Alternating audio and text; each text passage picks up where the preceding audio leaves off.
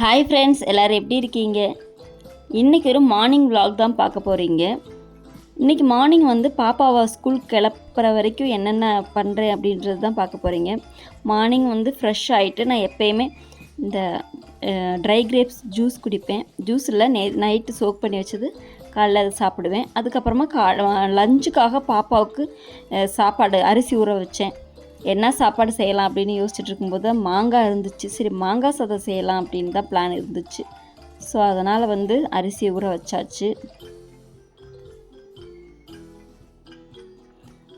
மாங்காய் சாதம் எனக்கும் தெரியாது ஃப்ரெண்ட்ஸ். நானுமேவும் யூடியூப் பார்த்து தான் பண்ணேன். சூப்பராக வந்துருந்துச்சு, டேஸ்ட்டாகவும் இருந்துச்சு. பாப்பாவுக்கு இது வரைக்கும் மாங்காய் சாதம்லாம் செஞ்சு கொடுத்தது கிடையாது. இதுதான் ஃபஸ்ட் டைமு. ஆனால் பாப்பா எல்லாமே சாப்பிட்டு வந்தாங்க. நான் என்ன நினச்சேன், கண்டிப்பாக சாப்பிடாமப்பா அப்படியே வச்சுட்டு வருவாங்கன்னு நினச்சேன். பரவாயில்ல, பாப்பாவுக்கு ரொம்ப பிடிச்சிருச்சு. அப்புறமா காலையில் பெரிய டாஸ்க் என்ன அப்படின்னா பாப்பாவை எழுப்புறது தான். ஸோ பாப்பாவை எழுப்பினாலும் ரொம்ப நேரமாக ஸ்கூல்னால் பாப்பா எந்திரிக்க மாட்டாங்க. அப்படி தான் பாருங்க, போய் கண்ணை மூட்டிகிட்டே தான் போகிறது. ஆனால் லீவுனால் சீக்கிரமாகவே எந்திரிச்சிருவாங்க. அப்புறமா டிஃபனுக்காக சட்னி பண்ணுறதுக்கு தான் ஆனியன் கட் பண்ணிகிட்ருக்கேன். பாப்பாவுக்கு எப்போயுமே மல்லி சட்னி இல்லாமல் சாப்பிட மாட்டாங்க. என்ன சட்னி இருந்தாலுமே அந்த மல்லி சட்னி கண்டிப்பாக வேணும்.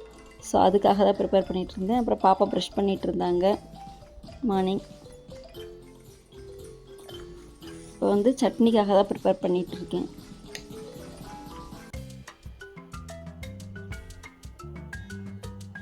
நாங்கள் அளவாக தான் செய்வோம். ஏன் அப்படின்னா பாப்பாவுக்கு மட்டும்தான் இங்கே மல்லி சட்னியே பிடிக்கும்.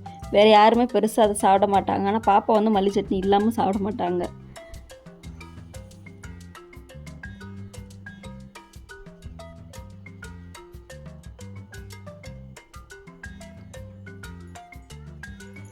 அப்புறமா மதியத்துக்கு பொரியலுக்காக பீட்ரூட் தான் பண்ணேன் ஃப்ரெண்ட்ஸ். பாருங்க எவ்வளோ பெரிய பீட்ரூட் அப்படின்ட்டு. இது உண்மையிலே கையிலே பிடிக்க முடியல. ரொம்ப நேரமாக நான் இதை இது பண்ணிகிட்டு இருந்தேன்.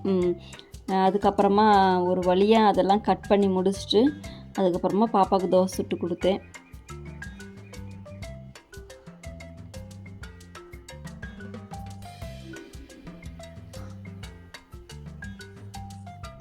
எப்பயுமே மார்னிங் ஒரு தோசை, ஒரு மல்லி சட்னி அதுக்கப்புறமா எக்கு தான் பாப்பா சாப்பிடுவாங்க.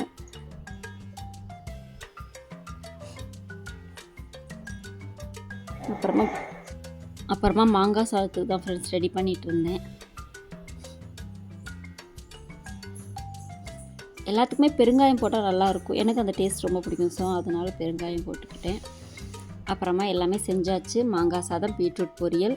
அப்புறமா ஸ்நாக்ஸுக்கு ஒரு செவ்வாழை. அப்புறமா நேற்று நான் ஒரு ப்ரௌனி செஞ்சேன். ஸோ அந்த ப்ரௌனி சேர்த்து வச்சு விட்டேன். உங்களுக்கு ப்ரௌனி வேணும்னா நீங்கள் ஆர்டர் பண்ணுங்கள் ஃப்ரெண்ட்ஸ். ஆல் ஓவர் தமிழ்நாடுக்கு நாங்கள் டெலிவரி பண்ணுறோம் ப்ரௌனி. ஃபைனலி பாப்பாவை ஸ்கூலுக்கு அனுப்பியாச்சு.